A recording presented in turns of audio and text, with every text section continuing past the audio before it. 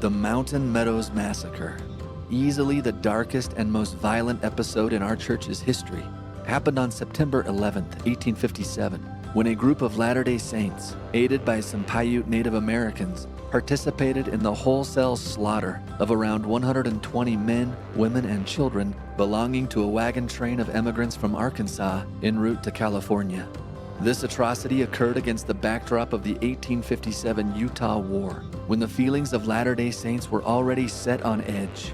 As federal U.S. troops marched toward Utah with unknown intentions, church leaders used defiant rhetoric and counseled the saints, who had been victims of government-sanctioned violence before, to conserve their resources and be ready for anything.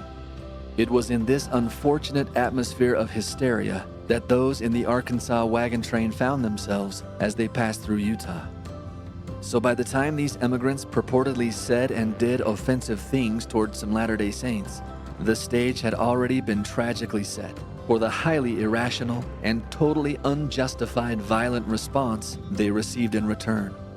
Today on Church History Matters, we walk through the details of how this atrocity unfolded under the direction of local Latter-day Saint leaders and think about what possible lessons we in the present might glean from this darkest hour of our history. I'm Scott Woodward, and my co-host is Casey Griffiths. And today, Casey and I dive into our 6th episode in this series on peace and violence in Latter-day Saint history. Now let's get into it. Hello, Casey. Hello, once again, Scott. How are you? Oh, I'm doing good. We are. we You took a and deep breath. You were like, well, oh, okay. we're talking about some pretty heavy stuff today, Casey. That was the deep breath. We are. And I mean, we got to talk Yes, about it, right? yeah, we do. It's essential for us to discuss this, especially if we're examining peace and violence in Latter-day Saint history. Yeah, We just can't get around September 11th, 1857. it's crazy that it was on September 11th, which will always forever be emblazoned in the minds of all Americans as a day of tragedy. And so too is it a day of tragedy in Latter-day Saint history, just back in 1857. Yeah. Today we're talking about the Mountain Meadows Massacre, Part 1. Yeah. And when we say part one, we're going to follow kind of the same methodology that Rick Turley and Glenn Leonard and Ron Walker and Barbara Jones Brown followed, which is today we're going to describe the events of the massacre. hmm And next time we'll talk about the aftermath. So don't think we're selling you short, but there's a lot to talk about here, and we had to find a reasonable way to break it up. So this fits into our series as we've been talking about 3 different categories of violence that saints have experienced or have inflicted on others. Let me just review those real quick. So the 3-part model, I think you came up with, Casey, which is really good. I think category 1 is when violence is just inflicted on the saints, that we are victims. Hmm. And we have looked at examples like the violence inflicted on Joseph and Sidney in Hiram, Ohio, things like the 1833 expulsion of the Saints in Jackson County, Missouri. 2 good examples of category 1. Category 2 is when the Saints fight back, where we give as good as we got, where it's an eye for an eye and a tooth for a tooth, if you will, or at least in the defensive position of the bully's picking on you, so you swing back and you start hitting. You'll want to keep hitting until the bully stops. And so category 2, probably the best example of that in our history has been the 1838 Mormon War in northern Missouri. We talked a whole episode about that as well, where we were also sacking neighboring towns and we were burning their general store and things like that, trying to cut the legs out from under the enemy so that we could hamper their supplies so they would stop attacking us, et cetera, et cetera. So category 3 is what we're talking about today, and definitely the most heavy example in our history is the Mountain Meadows Massacre. We've been talking about this all series long. We've been saying the phrase Mountain Meadows Massacre. We're going to talk about it. We're going to talk about it. It's category 3. And today, Casey, is that day. Really, there's no easy way to say it, but the shortest expression of the facts are probably these: that on September 11th, 1857, members of the Iron County Militia, assisted by Paiute Indians, took the lives of around 120 men, women, and children. And I think it goes without saying, this is the darkest day in the history of the church. We're not going to try to justify what happened at Mountain Meadows, but we do want to explore the events that led to it. So Hmm. That leads to the burning question of today, which is what were the factors that led to the Mountain Meadows Massacre? Now, another question that we might ask is why talk about this now? Yeah, It's deeply unpleasant, but one of the reasons why we're bringing this up now is that there's been some excellent recent historical scholarship on the Mountain Meadows Massacre yeah, that's really shed a lot of light on the subject. And this has happened in several phases. For instance, 2008, church historians Richard Turley, who we're going to talk to in a couple weeks about this, Glenn Leonard, and Ron Walker published a book called Massacre at Mountain Meadows through Oxford University Press. And this was by a mile the best book on the subject. They were given full cooperation by the church. They were given full access to church resources. They had a robust research team, which included people like Barbara Jones Brown, who's going to help author the second volume. And they just scoured archives throughout the United States for any records linked to the massacre. And I had the opportunity to talk with Ron Walker while he was still alive. He's passed away. But he just basically said that the leadership of the church came to them and said, there's been so much myth and rumor surrounding this. yeah. We feel like sunshine is the best disinfectant. Even if it makes us look bad, let's just get everything out there and publish it and make the story known in the most accurate way possible. So they were kind of given an opportunity to tell the story with complete freedom. And not only did they publish their book, they publish a book a few years after that includes the primary source documents Yeah. that are now all available. Mhm. In fact, there is a website called mountainmeadowsmassacre.com that you can go and look at for free, and it has a lot of the primary source documents there. It also has a pretty good write-up by Rick Turley on the basics of the massacre that's not too long to read. We leaned pretty heavily on that Yeah. when we were preparing our material for this podcast. And we also leaned on other resources like Mormoner, which is they're friends of us. Yeah. They're associated with the B.H. Roberts Foundation. They did a great write-up on Mountain Meadows Yes. that we highly recommend. If you want to explore further, go take a look at. And we'll put links in the description to both of those resources. And they're both free, they're both online. Yeah. And honestly, for most people, most Latter day Saints, the information you can find there is probably going to be sufficient. Hmm. But if you really want to do a deep, deep dive and see everything, we would recommend you dig deep into that Massacre at Mountain Meadows book with Turley and Leonard and Walker for sure. And then tell us about the follow-up book. I guess I'm the sort of person that just likes to read about massacres, Scott, but Yep. when Massacre at Mountain Meadows came out in 2008, like I bought it and devoured it right away. Read it several times since, but it also just stops. Like the massacre happens and they don't do much aftermath. And I was like, guys, I need you to deal with this. So Give me some closure here. Yeah. that we need some closure, right? So Mhm. in 2023, Glenn Leonard's retired, Ron Walker passed away, but Richard Turley is still active and doing wonderful things. Yeah. Rick Turley recruited one of their research assistants, Barbara Jones Brown, and he and her published a second volume titled Vengeance is Mine, The Mountain Meadows Massacre and Its Aftermath. I mentioned this, but Rick and Barbara are going to join us in a couple episodes and go over some of their research, which is groundbreaking, by the way.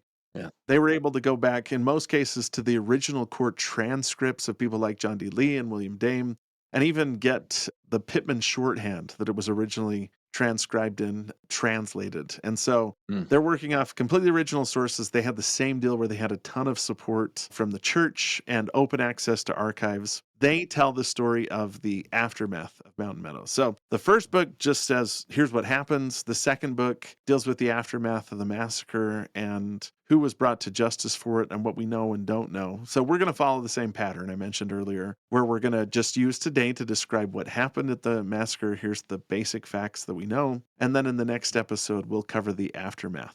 Now, before we proceed, maybe we ought to give a little audience warning, Scott. What do you think? Yeah, what we're about to talk about is deeply unpleasant, to say the least. And we aren't going to go into graphic detail about what happened at the Mountain Meadows, but just the subject itself is ugly, Casey, right? Hmm. But again, we feel like we need to explore it because our series' purpose is to answer the question of whether the faith of Latter-day Saints and religion in general is inherently violent. So I guess listener discretion is advised. Yeah.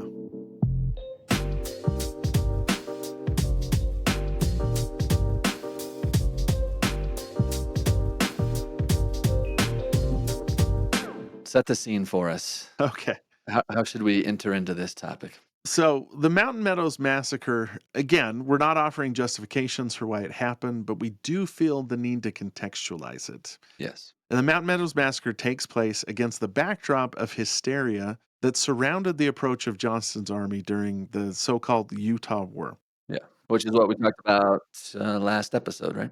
Yeah, so James Buchanan calls out a huge army, a significant part of the American army at this time, which wasn't big. This is pre-Civil War, and sends them to Utah to replace Brigham Young as governor. He doesn't send a Mm. telegram explaining that they're coming. He Yeah. doesn't try to do an investigation before he sends the army. He doesn't explain that the army's there just to remove Brigham Young. Yeah. He just sends the army, and this causes quite understandably widespread panic throughout the Utah territory. Yeah. Brigham Young and other church leaders have to scramble and come up with some kind of plan to slow down the army or buy time to negotiate. And eventually, through the heroic efforts we detailed of people like Thomas Kane and Alfred Cumming, the war is resolved peacefully without Johnston's army fighting anybody or any bloodshed. But the hysteria leading up to the war is a primary contributor to what happens in Mountain Meadows. And I remember a couple years ago, Scott, PBS did a documentary called The Mormons. They spent a half hour talking about Mountain Meadows.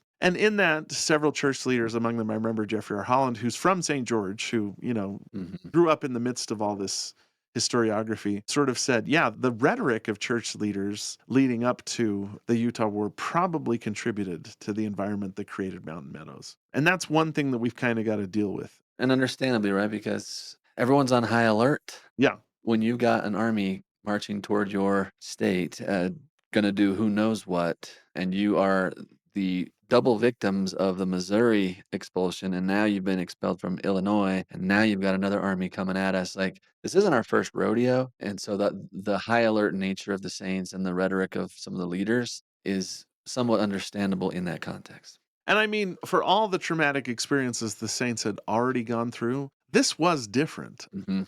This wasn't like Missouri rabble. This wasn't a mob. Yeah. This was the United States Army. Yeah, yeah. Some historians have referred to this as America's first Civil War. Mm. And knowing that it seemed like the whole nation was aligning against them, the rhetoric here was a little bit more apocalyptic. Plus, the time span where there's these several months where the army's crossing the plains and they're approaching the Utah territory increases the hysteria. In addition, there's other events like Parley P. Pratt, who's a beloved apostle by the Saints, is murdered in Arkansas, Yeah. which just so happens to be where the wagon train that's slaughtered comes from. All of this just creates this really tense environment that contextualizes what's happening. Mm. Now, we should be clear that different versions of the atrocity have circulated for decades until now. Mhm. A lot of times, blame is tried to be assigned to different groups and individuals.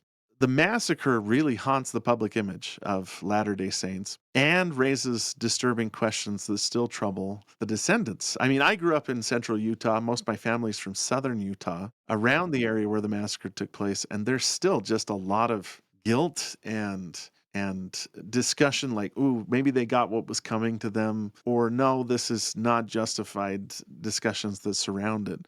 But the questions we're trying to ask is, how did this take place? And what factors led to the senseless slaughter of so many people?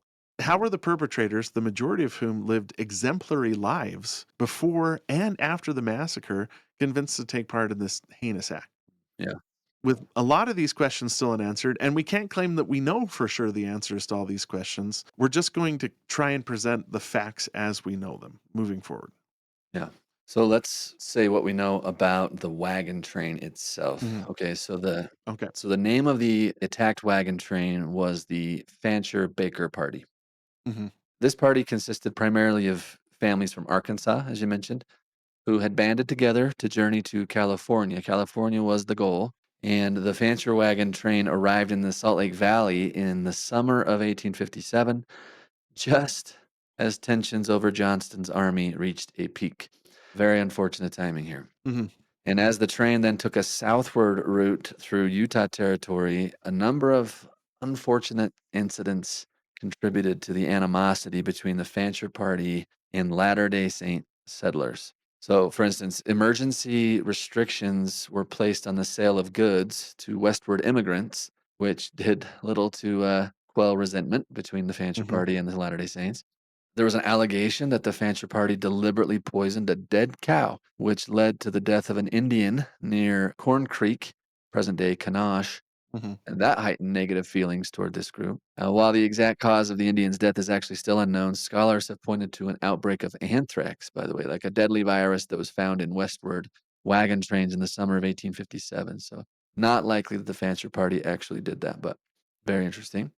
And that particular incident led to accusations that the Fancher Party was some kind of fifth column of the army, Mm, or that they were poisoning water sources, yeah. or that they had poisoned the carcass of a cow. Again, modern science and some of the research done for the two books that we mentioned earlier points towards an anthrax outbreak. Yeah. But it did result in the death of a little boy near Fillmore who was trying to remove the hide of the animal, accidentally scratches his face, gets like a little black mark there, and then dies the next day. Well, And then another woman who had associated with the animal became sick too. So that raised tempers as well. But yeah. again, we still don't have the exact facts surrounding what happened there, just that it seems like things got more and more tense the further south these immigrants went. The fact that they are outsiders coming through their territory at this very precarious time already made them suspect. And then when you have little boy and Fillmore dying, and there's these accusations of them poisoning things, it's not good. And tensions escalated further the more south the immigrants traveled.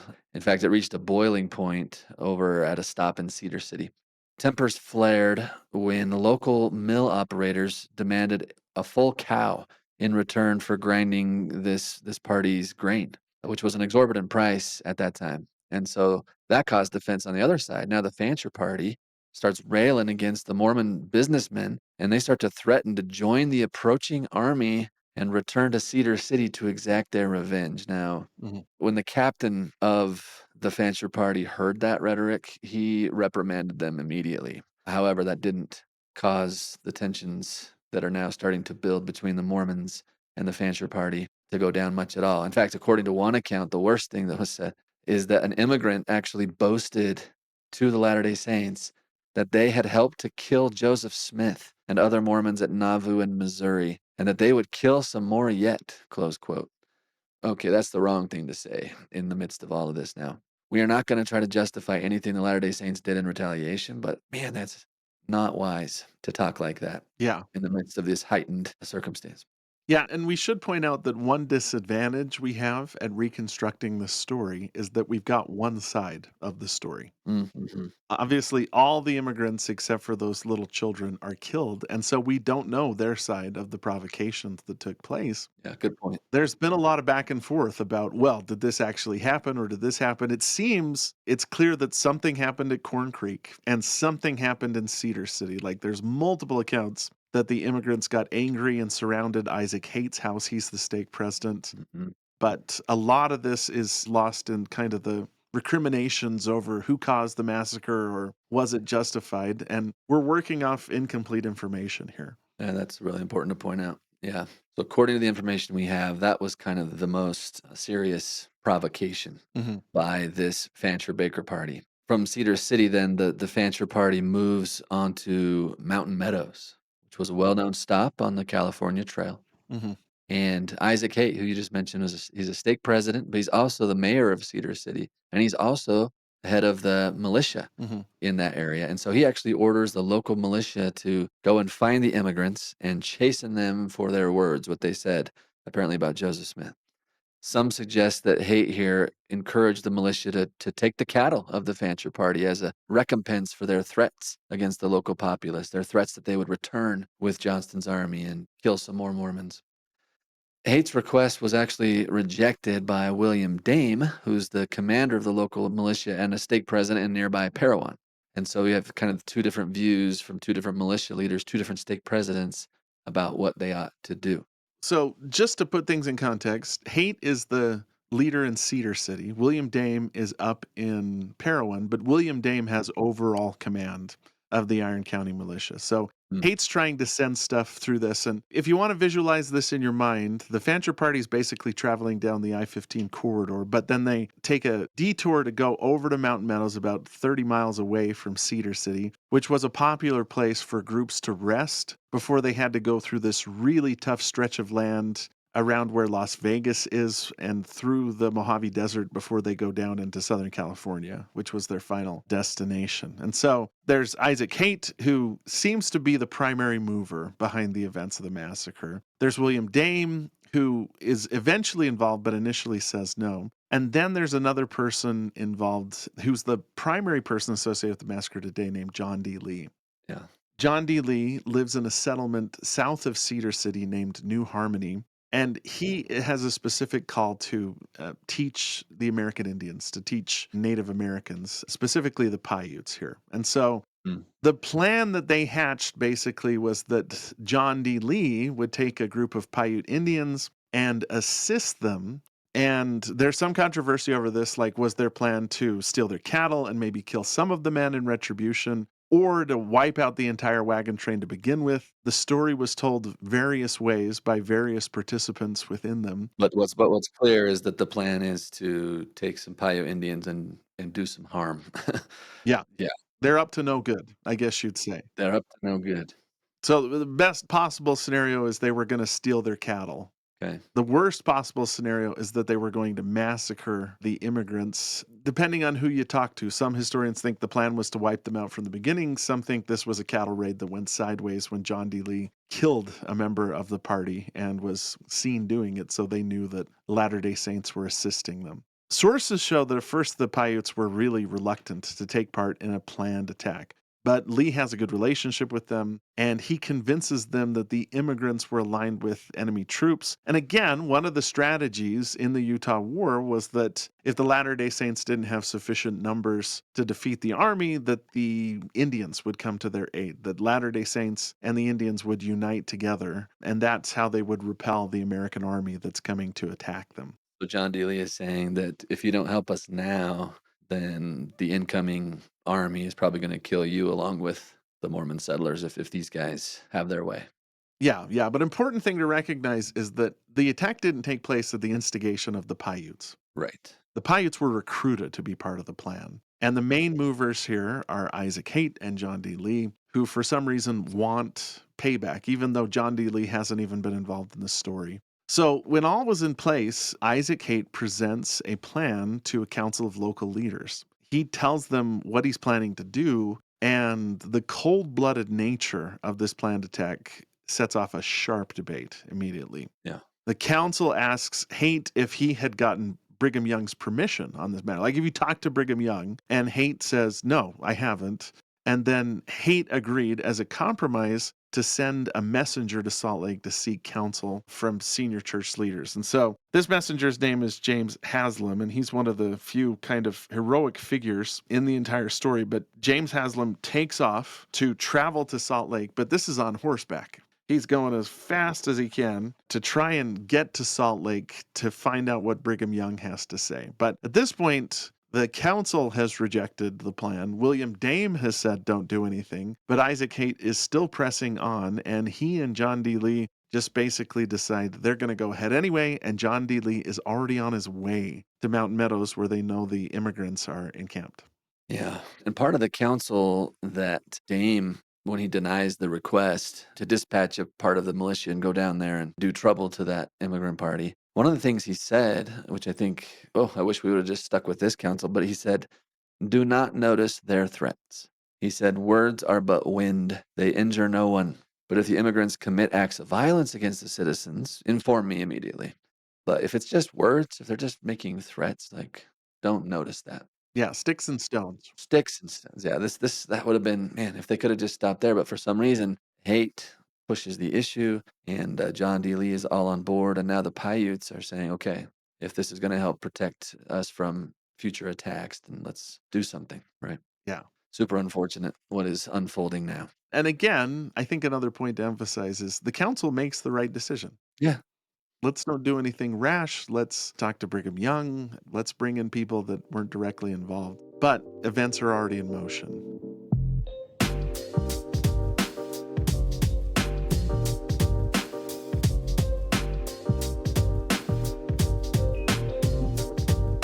Monday morning, September 7th, 1857, just before James Haslam leaves Cedar City to go and consult with Brigham Young, that John D. Lee and a group of Paiutes attack the wagon train. There's all kinds of descriptions of this. In the early hours, John D. Lee is sneaking up on the encampment and a man sees him, and John D. Lee fires at him as he's running back to the encampment and kills him as he stumbles into it. So all the other immigrants see a Latter-day Saint kill a member of their party, and then the whole attack begins. That's when all heck breaks loose, basically. And then events worsen when two Cedar City militiamen fired on two riders in the Fancher party who were outside the defensive corral of the encampment. One rider actually escaped and informed the immigrants of seeing Mormon white men in the attacks, and not just Indians. Let me quote a little bit from Richard Turley about what happened here. Mhm. And again, this is from Mountain Meadows Massacre.com. Turley wrote, "The conspirators were now caught in their web of deception." The conspirators being Haight and John D. Lee and the Paiutes here. Their attack on the immigrants had faltered. Their military commander would soon know they had blatantly disobeyed his orders. A less than forthcoming dispatch to Brigham Young was on its way to Salt Lake City. A witness of white involvement had now shared the news within the immigrant corral. So if the surviving immigrants were freed and continued on to California, word would quickly spread that Mormons had been involved in the attack. An army was already approaching the territory, and if news of their role in the attack got out, the conspirators believed it would result in retaliatory military action that would threaten their lives and the lives of their people. In addition, other California-bound immigrant trains were expected to arrive at Cedar City and then the Mountain Meadows any day now, close quote. So, what were they to do? Now, Yeah. so it seems like things are escalating. I like how Rick Turley is saying it. They're getting caught in the web of their own deception here. It just spirals until it gets worse and worse and worse, to the point to where they make that decision, that horrible decision that they make. And I should note, there's another wagon train, like we said, behind them in Beaver that's already having problems with Native Americans attacking it and harassing them. But they're coming down the road. The immigrants are better armed and more capable than they assumed them to be. So the immigrants circle the wagons and dig in for a siege. From Monday until Friday, which is when the full massacre takes place, they're under siege. And these are men, women, and children. Again, they're surrounded. And so, with all of this that's gone wrong, what are they supposed to do? So, a council's held in Parowan, and there's riders going back and forth between Mountain Meadows and Cedar City, informing Isaac Haight of what's happening. Isaac Haight goes up to Parowan and meets with William Dame. Dame is told part of the story. He's told that it's an Indian attack, that Indians are attacking them. Should we intervene or should we assist? And at Dame's council that he holds, he makes the decision, the council, I should say, makes the decision to send help to the immigrants and help them, get out of the situation they're in and continue on their way in peace. Wait. So Dame is saying, let's send help, not to the Latter-day Saints to help finish them off, but let's send help to the immigrants to let them continue on their way in peace. Yeah, but Dame is under the impression that it's just the Paiutes that are attacking the Fancher party. He doesn't know that any Latter-day Saints are involved. In fact, what happens after this council is what's known as the Tan Bark Council, just because it takes place near a pile of wood by William Dame's house, where Haight and one of Haight's counselors in the Cedar City State Presidency takes Dame aside privately and tells him that Latter-day Saints were involved in the attack, and most likely the immigrants know that they were involved in the attack. They also exaggerate a little bit. They tell Dame that most of the immigrants are already dead and just basically say, okay, if we don't finish this, word's going to get out that we participated. That will cause huge problems for us with the army that's coming, maybe with Brigham Young and other church leaders. If we just silence the remaining survivors, then it's not going to be a problem. Oh, man. And unfortunately, under that kind of duress, William Dame does consent. He says, okay, let's go and finish this. Oh, my word. So hot, so awful, right? Yeah. I like the way that Rick Turley writes about this on the website. He said, this information caused Dame, now isolated from the tempering consensus of his council, to rethink his earlier decision. And tragically, he gave in. And when the conversation ended, Haight left feeling he had permission to use the militia. Yeah. Mm. Yeah, gather as many militiamen as possible and go to the site. And if you're keeping track of all the players, this is the day when this council takes place that James Haslam, the writer who's been sent to meet with Brigham Young, makes it to Salt Lake City. So that is September, what, 9th, 10th? This would be September 10th, September 10th. Thursday. The first attack takes place on Monday. Mhm. Tuesday, Wednesday, siege. Thursday is when they make this decision of, we're going to end this. And James Haslam gets to Salt Lake where he has a brief meeting with Brigham Young. Brigham Young immediately writes a letter and says, get back there as fast as you can. And James Haslam starts on his way back. But it turns out it was not fast enough. Not fast enough, because the next day, this is the day. This is the darkest day in the history of the church. Friday, September 11th, 1856. Tell us what happened on that day. Okay, so with the plan in place, John D. Lee approaches the immigrant train under a flag of truce. And remember, the immigrants have been under siege for 4 days. They've barely been able to get water. They're probably running low on food and supplies. Some of them are dead, many are wounded. He convinces the immigrants, who are somewhat skeptical, that the militia was coming to intercede to end the attacks, and that the militia would escort them to safety, but the immigrants had to lay down their weapons as a show of faith to the Paiutes that they weren't going to fight back. Oh man! So they're disarming him, and this sounds eerily like what happened to Latter-day Saints in 1833 in Jackson County. Mhm. That's what they told us to do: is give up our arms. Mhm. It happened in Nauvoo just before the martyrdom. We were told to give up our weapons Yeah. to ensure no retaliation. Now, this group of Latter-day Saints was doing, or was about to do, to this group of immigrants what had been done to us in Missouri and Illinois, just on a more bloody scale. Yeah. So the immigrants reluctantly agree to leave their corral. Mm. They split up the men and the women and the children and the wounded. So women, children, and wounded leave first and are taken out of the corral. Then the men are taken out of the corral, each with an escort from the militia. They walk roughly a mile away from where the siege was taking place, and a prearranged signal is given. When that happened, the instructions to the militiamen were that they were to turn and kill the immigrant nearest to them. Oh, man. Most of the immigrants are killed right away. Just kill the men next to you. At the same time, militia assisted by Paiutes attack the women and children and kill all of them. The whole thing's over in just a matter of minutes. Within a few minutes, all of the Fancher party have been killed, save 17 children who were just deemed too young to indict the militia for the atrocity. These are the children who couldn't speak, right? They were too young to speak, and so Yeah. they were deemed not a threat. Yeah, and the children are taken to Rachel Hamlin. Jacob Hamlin, who is another missionary assigned specifically to the Indians, has a ranch at the northern end of Mountain Meadows. He's gone to Salt Lake when all this happens, or the situation might have been different if Hamlin had been there. But his wife, Rachel Hamlin, is there, and the 17 children are brought to her, basically, so that she can take care of them. And all of this is just so heartbreaking. Yeah. I mean, one of the most painful parts of this story, too, is that the messenger that was sent to Brigham Young actually returns to Cedar City 2 days after the massacre. And he carries this letter from President Young in his hands, which read, in part, quote, "In regard to immigration trains passing through our settlements, we must not interfere with them until they are first notified to keep away. You must not meddle with them. Let them go in peace," close quote. When Haight received that message, the record says he broke into sobs, repeating the words, "Too late, too late."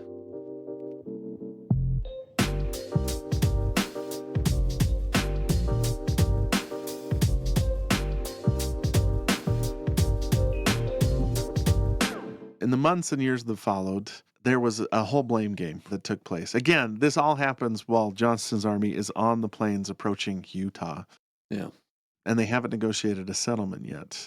Initially, John D. Lee goes to Salt Lake by the end of the month of September and tells Brigham Young that it was just an Indian massacre. Blames the whole thing on the Paiutes. Blames the whole thing on the Paiutes. Other historians later on come up with this theory that Brigham Young ordered the massacre, that it was part of his strategy in the Utah War. What historians are we talking about? Well, I mean, the main historians associated with this are Juanita Brooks, Mhm. who we're going to talk a little bit more about in depth. Juanita Brooks was the first historian to kind of deal with it. She's from southern Utah. She grows up in St. George. She comes to the conclusion that Brigham Young did not order the massacre, but some of his rhetoric may have set the scene for the massacre. Brigham Young uses very strong rhetoric to basically say we're not going to leave our homes, we'll fight if we have to, and that may have contributed to it. The next historian to come along is Will Bagley. Will Bagley writes a book called Blood of the Prophets that's published in the early 21st century. Bagley thinks that Brigham Young is responsible. What kind of evidence does Bagley use to try to support a Brigham Young order of the massacre? Well, part of it is when you read the letter that Brigham Young sent in full, there is some ambiguity. Bagley also sort of made sort of a bigger argument of just there's nothing going on in the Utah Territory that Brigham Young doesn't know about, which I think is maybe overreaching a little bit. Sure. Bagley also directly cites the death of Parley P. Pratt as being a motivating factor. Remember, Parley P. Pratt's murdered in Arkansas. He's murdered by the jealous husband of one of his plural wives. One of Parley's wives was in an abusive relationship that she fled, but the husband had hung on to the children. And she went back to the husband to try and see if she could get custody for her children. And unfortunately, in this whole debacle, the husband pursued Parley P. Pratt and her to Arkansas, where he murdered Parley P. Pratt in Arkansas. No justice for Parley P. Pratt's murder. Yeah. And Bagley makes the argument that the fact that the immigrants were from Arkansas may have led Brigham Young to say, well, it's time to pay back what happened. But that's total conjecture on Bagley's part. There's no evidence whatsoever that that's actually a fact. Yeah. And I mean, Bagley's probably the most important historian to say that he thinks Brigham Young is responsible. Yeah. When Massacre at Mountain Meadows is published, they kind of come to the same conclusion that Juanita Brooks does, which is that Brigham Young didn't order the massacre, but that his rhetoric contributed to the hysteria that caused the massacre, essentially. Hmm. But there's evidence also, like I said, that works in Brigham's favor. For instance, we have accounts of the people who committed the massacre arguing back and forth over how are we going to tell Brigham Young? Yeah. Which seems like something that they wouldn't have done if they were acting under orders from Brigham Young. And for John D. Lee to report to Brigham Young and say it was the Indians who did it. Yeah. Why would he lie to Brigham if Brigham was behind it, right? Yeah. Yeah. John D. Lee and Brigham Young have a close relationship. John D. Lee is sort of an adoptive son to Brigham Young during this time. The other thing is that there's other wagon trains in the Utah Territory. Brigham Young orders them to be protected once he finds out what's happened. Brigham Young had this general policy early on in the Utah War of sort of encouraging Native Americans to harass wagon trains and steal their cattle as a way of demonstrating to the United States, hey, this is what happens when we aren't here to mediate on your behalf. When he finds out what happened at Mountain Meadows, which again, Brigham Young was initially told it was an Indian attack, he immediately ceases that policy too, which makes it seem like if it was deliberate, he wouldn't have. He would have seen it as a success of the policy, but he almost immediately orders, okay, we're not going to do that anymore. Stop it. This has gotten out of control. It's interesting, after Lee reported to Young that it was just the Paiutes, and then Brigham Young found out later that John D. Lee had lied. In fact, there's this account when militiaman Nephi Johnson was brought before Brigham. He recalled, quote, "While I was relating it to him, to Brigham, he walked the floor and was deeply impressed by the statement, and several times said, 'Why did Lee lie to me? Why did Lee lie to me?'" Close quote. And Lee is actually later indicted for the crime, and he's the only one that will be executed for this. But before his death, Lee will write a salacious memoir, actually accusing Brigham Young of involvement in the massacre. Mm-hmm. And so he brings some extra wrinkles to that tangled mess. And when historians Ron Walker and Richard Turley and Glenn Leonard published their book in 2008, they set aside Lee's memoir almost completely due to his inconsistencies and what they called the cumulative effect of other sources contradicting it, close quote. So that's interesting, right? That Lee lies to him, but then later turns and says that the Brigham was involved, but because of the tangle of contradictions in his own accounts, his memoir, most historians today will discount that memoir almost completely. Yeah, and there's some wrinkles to that story too. For instance, Lee is almost completely broke when he's put on trial for this. Most of his family leaves him and abandons him because of his role in the massacre. Mm-hmm. He's got legal fees to pay for, and he's associated with an attorney named William W. Bishop. Okay. When Ron Walker and Rick Turley and Glenn Leonard and Barbara Jones Brown looked at the court transcripts, this is what they're able to translate from Pittman's shorthand. Hmm. And not just copies of the transcripts or newspaper copies. They find that what Lee had said in court under oath almost completely contradicts everything that's in Mormonism Unveiled, the book that Lee wrote. His memoir. Yeah. And actually, when Lee is executed, and we'll describe this scene in our next episode, Lee openly says that Brigham Young didn't order the massacre. And so when they say the cumulative effect of other sources contradicted it, it seems like what happened is William Bishop, who is sort of the ghostwriter for Lee's memoir, Hmm. saw that what the public wanted was proof that Brigham Young had ordered the attack. And he sort of sensationalized it in that sense. Let's move to another question here. So, tell us a little bit about thoughts on what could have prevented the massacre, Casey. What were some of the crucial moments that maybe could have prevented this? Well, what we see at the massacre is this pattern where they kept going before councils, and councils made the right decision. But after the council meeting had met, individuals overthrew the council. So you've got that first council that meets with William Dame. William Dame says, don't do anything, just leave it alone. Yeah. Isaac Haight meets with a council in Cedar City. The council says, let's get word from President Young before we do this. Unfortunately, before that council meeting, Isaac Haight had already sent John D. Lee and his militia and the Paiutes to harass them. And that spirals down into what happens. This council that we're talking about is the one that sends James Haslam to ride all the way to Salt Lake City, but he doesn't make it back before the massacre's over. Yeah. So, second council, like we mentioned, is in Parowan. This is after the attack has taken place. The first attack, right? The one where they killed some people. The one where they killed some people, and after several days of siege. So the immigrants are pinned down. Yeah. The council, again, makes the right decision. Now, the council was lied to. They were told that it was an Indian attack. But the council basically says, well, let's assist them. Assist them, meaning the immigrants, not the Paiutes. Yeah. Let's go and end this and see if we can negotiate between the Indians and the settlers, which they were told that was what was happening. However, this decision was also ignored when Isaac Haight meets with William Dame after the council in what's known as the Tanbar Council. He tells Dame that the immigrants knew that Paiutes were being assisted by Latter-day Saints, and that's when Dame makes the decision to kill the wagon train so that none of them are implicated in what occurs. Don't you think this is a good example of the phrase in section 121, verse 37, when Joseph wrote about people covering their sins, right? This is a pretty gross example of that. We've killed some people. Those people are going to go to California and tell others that we were involved. They're going to come back in retaliation. So what we need to do is kill all of them, anyone who can talk. Mm-hmm. This is a classic example of covering our sins with a greater sin. This is David sending Uriah out onto the front line to die to cover his sin of, impregnating Bathsheba, et cetera, et cetera. I mean, this is one sin leading to greater sin, it feels like here. Yeah. In the name of self-protection. Because if they get to California, they're going to come back and retaliate. So the best thing to do is to kill all of them. Man. Yeah. And again, there's that undertaking to cover your sins, that the cover up is worse than the initial crime. Yeah. But there's also this idea that councils keep us from making dumb decisions. Yeah. When the council met together, cooler heads prevailed, and somebody said, wait a minute, what are we doing? Yeah. And it stopped. But afterwards, it's always one person, usually Isaac Haight, who sort of said, no, actually, let's do this.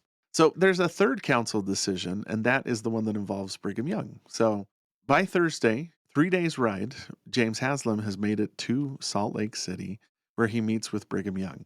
And again, James Haslam doesn't know that the attack has commenced. He leaves the day that Lee first attacks the wagon train. So there might not have been the urgency that was merited in this situation. There's still plenty of urgency because there's an impending threat of attack.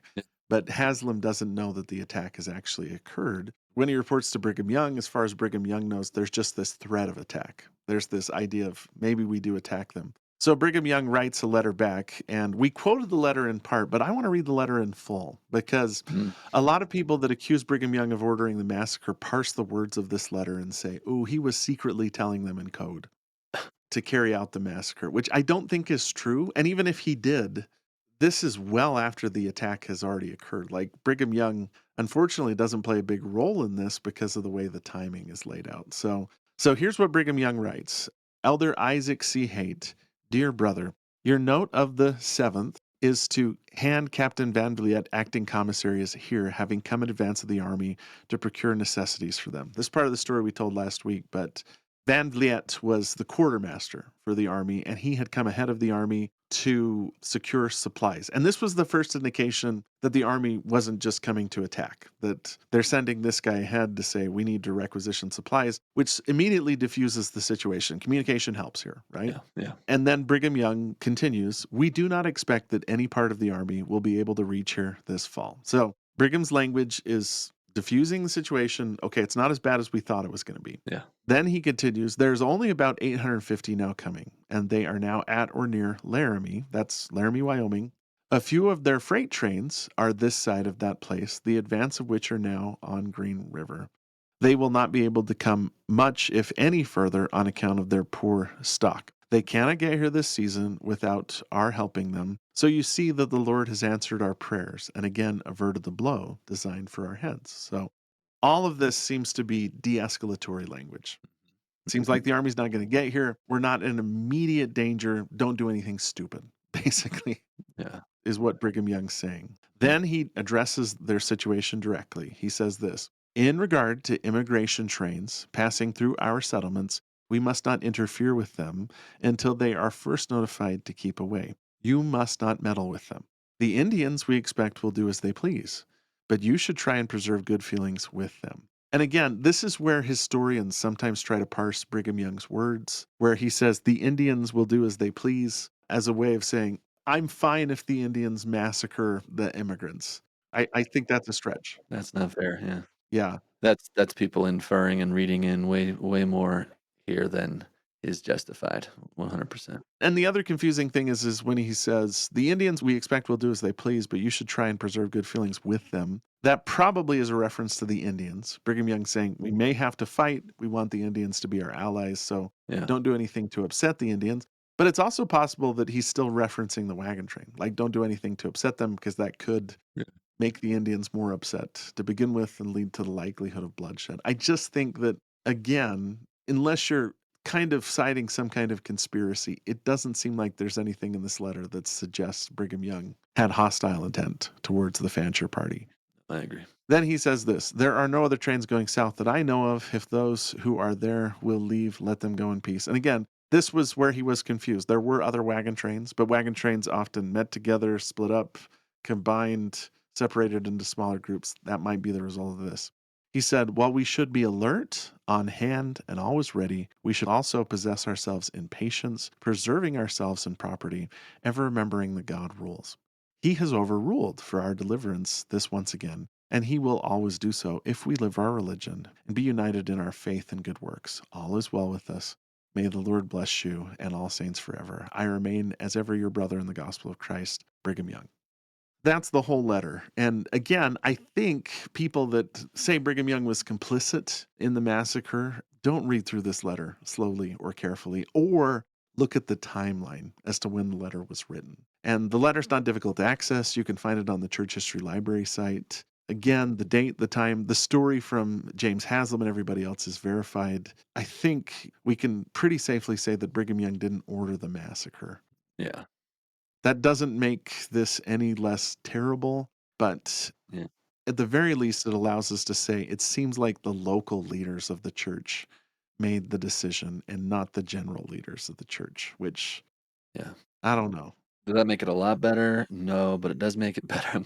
It makes it better for me. It makes it better for me. Yeah. It makes it better for me because it just seems like the evidence fits this whole, it spiraled out of control Hmm? after the local leaders made a dumb decision. And by the way, we might be being unfair here too. Like the local leaders, the councils made the right decision. That's It true. was Isaac Haight. It was John D. Lee. It was William Dame. Yeah. It was individuals who ignored what the council said. In fact, Yeah. according to one account, when James Haslam makes it back to Cedar City, which is Sunday after the massacre takes place on Friday, Haslam gets back to Cedar City. He gives this letter to Isaac Haight, and Isaac Haight weeps like a child, repeating over and over again, too late, too late.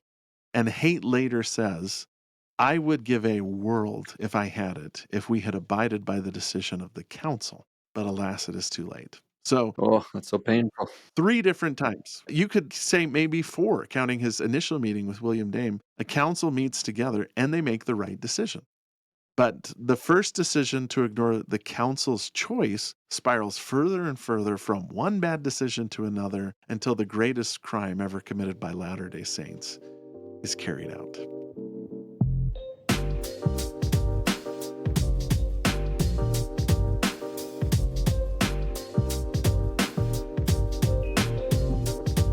As we kind of wrap this up, then, Casey, what do we want to say is the legacy of the Mountain Meadows Massacre? Well, I mean, it's still ongoing, right? Yeah, It's a black mark on the church. I tell my students, you're not responsible for this, but you might be discriminated against because of it. yeah. It's cited again and again and again as examples of Latter-day Saints being violent. John Krakauer cites it in his book Hmm. as an example of the inherent violence of the Latter-day Saints. But let's just talk about the individual trauma that happens, because even people that survive the massacre are traumatized throughout the rest of their life. For instance, we mentioned Juanita Brooks. Juanita Brooks, who, by the way, was Jeffrey R. Holland's English teacher when he was growing up Oh, really? in St. George. She's just this little lady who teaches English and does history. Hmm. Before she was married, her name was Juanita Levitt. And this old man in the community named Nephi Johnson approaches her and says, "Hey, little English teacher, I wonder if you'd be willing to record a story for me." And she kind of politely says, "Yeah," but she never quite gets around to it. And then a few years later, she gets word that Nephi Johnson's health has taken a turn for the worse. And so she hops on her horse and she rides from St. George to Mesquite, where Nephi Johnson is, and gets there in time to be told that he's delirious. And she hears him on his deathbed shout, "Blood, blood, blood," before he passes away. Yeah. And that sort of affects her enough that she starts doing the work to put together all of the sources for the massacre and tell the story. It's not that the Mountain Meadows Massacre had been whitewashed. I mean, it was a national sensation, especially when John Dealey was put on trial and all these people wanted to indict Brigham Young. And this is proof that the church is awful. But Juanita Brooks in the 30s and 40s, the 1930s and 40s, starts putting the story together. She starts the path that we're down today, to the good work that Rick Turley and Glenn Leonard and Barbara Jones Brown and Ron Walker did to tell the story to light and to describe what happened. There's been other attempts at reconciliation, like today there's a monument at Mountain Meadows, one that's up on a hill that overlooks the monument, one that's down in the place where the siege took place. Yeah. And the church pays to preserve the monument where the siege took place. In fact, on the 150th anniversary of the massacre, Henry B. Eyring went to the site of the massacre and at the monument gave a speech. Let's look at that a little bit.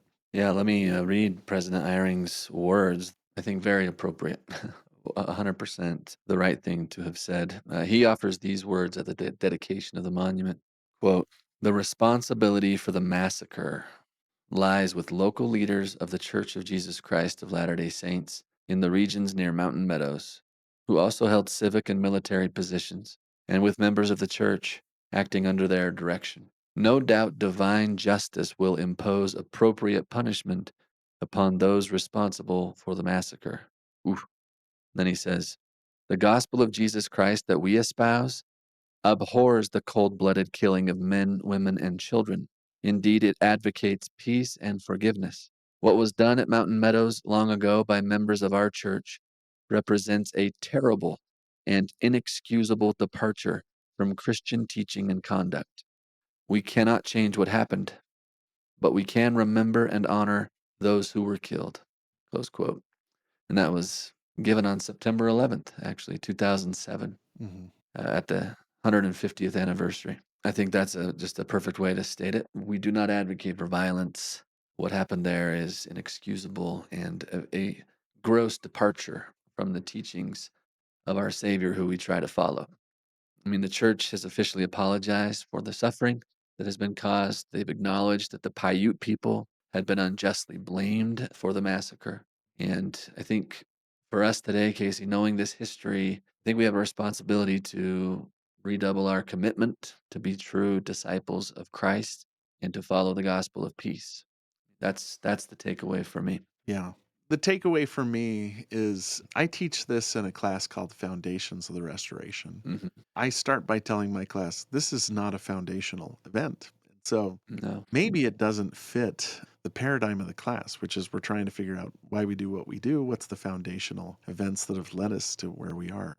This isn't foundational. It took place among a small group of Latter-day Saints under extreme conditions, but it is instructive. It does show that Latter-day Saints are susceptible to the same kind of fear and paranoia and hysteria that can lead people to do awful, horrendous acts.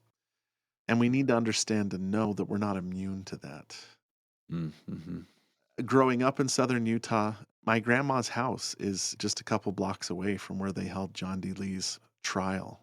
Less than a mile up the road are the remnants of Fort Cameron, which was a military installation built in southern Utah because of Mountain Meadows, where John D. Lee was held until his execution. And I remember my family members kind of tiptoeing around this and talking about how it was unpleasant or we don't like to talk about it. But I do think that attitude that Turley and Walker and Leonard took to say basically, like, let's get this out in the open. It happened. We need to understand why it happened so that it never happens again. Mm-hmm. Even if it's difficult history to learn, we need to learn from it so that it never, ever, ever happens again. We just can't allow things to spiral like they did at Mountain Meadows. We've got to follow the counsel of the Spirit and sometimes just the counsel of counsels that steers us away from our own personal paranoia, fear, and hysteria. We need to know this history so that we never repeat it. Well said. Well said. Awesome. So that was part one. Next week, part two, where we're going to talk about the aftermath. We'll go a little bit more into what we know and what we don't know and try to explain why things played out the way that they did with regards to Mountain Meadows. So, no, this is a tough one. Thanks for hanging in there with us. And we hope that you'll take away from this the lessons of peace that are so important for us to learn. Yeah. Awesome. Thank you for listening to this episode of Church History Matters. In our next episode, we explore the aftermath of the Mountain Meadows Massacre, including Brigham Young's reaction when he first learned of the massacre, who was brought to justice for the massacre, and what the eventual fate was of those who instigated and participated in the massacre. If you're enjoying or gaining value from Church History Matters, we would love it if you could pay it forward by telling your friends about it, or by taking a moment to subscribe, rate, review, and comment on the podcast. That makes us easier to find. Today's episode was produced by Scott Woodward and edited by Nick Galletti, with show notes and transcript by Gabe Davis. Church History Matters is a podcast of Scripture Central, a nonprofit which exists to help build enduring faith in Jesus Christ by making Latter-day Saints scripture and church history accessible, comprehensible, and defensible to people everywhere. For more resources to enhance your gospel study, go to scripturecentral.org, where everything is available for free because of the generous donations of people like you. That's right. All of our content is free because people like you donate to make it possible. So if you're in a position where you're both willing and able to make a one-time or ongoing donation, be assured that your contribution will help us at Scripture Central produce and disseminate more quality content to combat false and faith-eroding material out there in the digital marketplace of ideas. While Casey and I try very hard to be historically and doctrinally accurate in what we say on this podcast, please remember that all views expressed in this and every episode are our views alone and do not necessarily reflect the views of Scripture Central or the Church of Jesus Christ of Latter-day Saints. Thank you so much for being a part of this with us.